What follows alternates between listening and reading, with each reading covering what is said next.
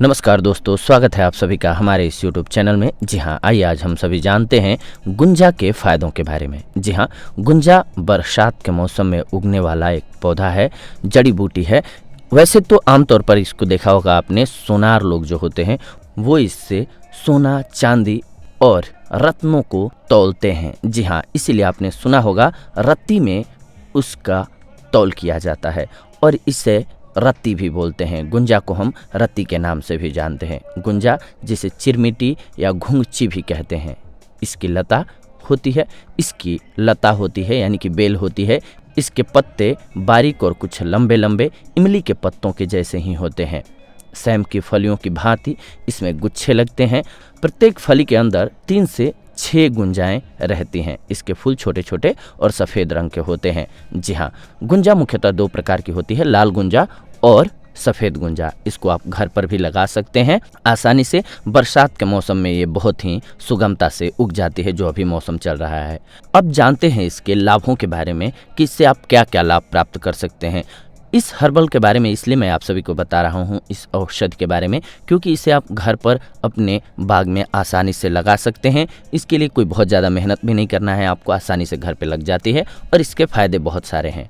आक का दूध, थूहर का दूध, कलिहारी, कनेर, गुंजा, अफीम और धतूरा, ये 7 आयुर्वेद मत के अनुसार उपविष की जातियाँ हैं। श्वेत और लाल दोनों प्रकार की गुंजा केशों के लिए हितकारी होते हैं, यानी कि बालों के लिए बहुत गुणकारी होती है। वात, पित्त और ज्वर का नाश करती है। मुख शोथ, भ्रम, श्वास, तृष्णा, मद, नेत्र रोग, खुजली व्रण, कृमि, इंद्रलुप्त नामक रोग तथा कोढ़नाशक तथा वीर्यवर्धक है। इसके बीज कड़वे, उष्ण, वातकारक तथा मस्तक शूल नाशक होते हैं। इसकी कच्ची फलियां और पत्ते शूल निवारक तथा विषनाशक होते हैं।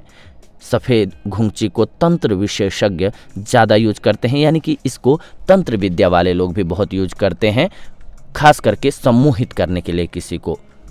अब आइए जानते हैं हम सभी इसके लाभों के बारे में कि ये किन किन बीमारियों में आपको लाभ पहुंचाती है। इसकी जड़ मूल जल के साथ घिस करके अगर आप नाक में डालते हैं तो इससे मस्तक शूल, अर्धमस्तक शूल यानी कि आधे सिर का दर्द और सिर का दर्द, आँखों के सामने अंधेरा आ जाना, रतौंधी, ये सब बीमारियां नष्ट हो जाती हैं, दूर हो जाती हैं सिर्फ इसके रस को नाक में डालने से। स्वर भंग हो गया है, यानी कि आपका गला खराब हो गया है, गले से आवाज़ साफ न निकल रही हो, तो गुंजा की पत्तियों को चबाइए और धीरे धीरे निगलते जाइए। इससे आपको लाभ होगा, आपका गला खुल जाएगा। ये वात रोगों में भी बहुत ही लाभकारी है। शरीर के जिस अंग में वात का प्रकोप हुआ हो तो वहाँ के बालों को उस तरह से साफ करके घुघुई को जल में पीस करके लेप कीजिए, यानी कि वहाँ पर लगाइए, आपको अवश्य लाभ प्राप्त होगा।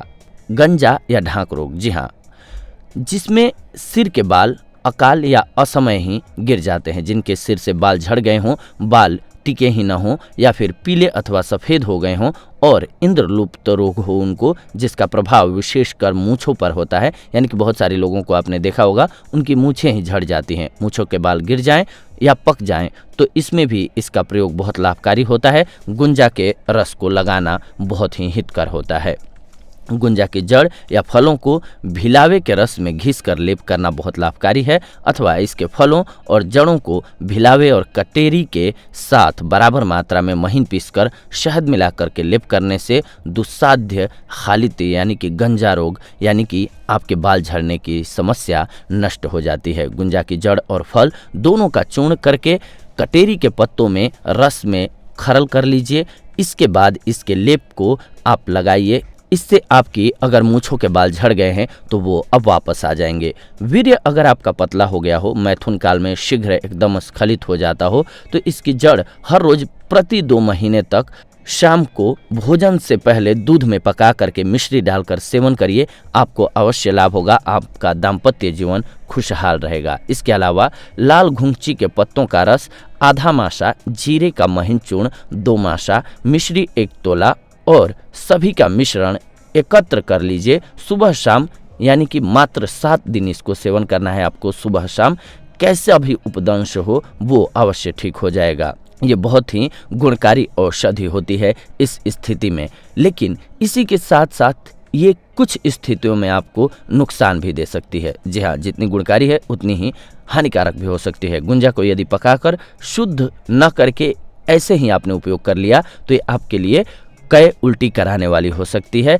आरंभ हो जाएगी आपको, यानी कि उल्टी होने लगेगी और आपको कय होने लगेगी, लैट्रिन दस्त लगने लग जाएगा। यदि इसको अधिक मात्रा में सेवन करेंगे तो यह अत्यंत तीव्र विष के रूप में अपना बुरा प्रभाव उत्पन्न कर देगी। इससे हैजे जैसे रोग के समान लक्षण उत्पन्न हो जाएंगे। इसीलिए इसका सेवन हमेशा कम मात्रा में करें और इसको शुद्ध करके करें। शुद्ध करने का तरीका भी मैं आप सभी को बता देता हूं। इस प्रकार से आप इसको शुद्ध कर लें, इसके बाद इसका इस्तेमाल करें, आपके लिए बहुत गुणकारी होगी। जी हाँ, गुंजा एक प्रकार का विष है, अतः इसे शुद्ध यानी कि विष रहित करके ही उपयोग में लाना चाहिए।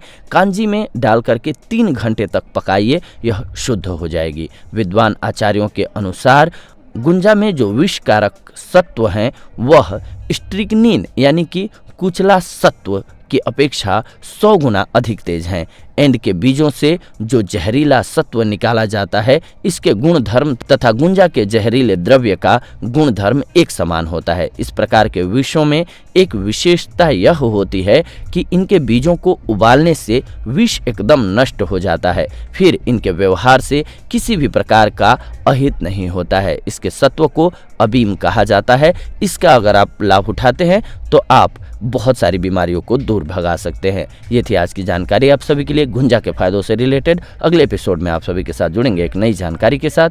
तब तक के लिए धन्यवाद। नमस्कार दोस्तों।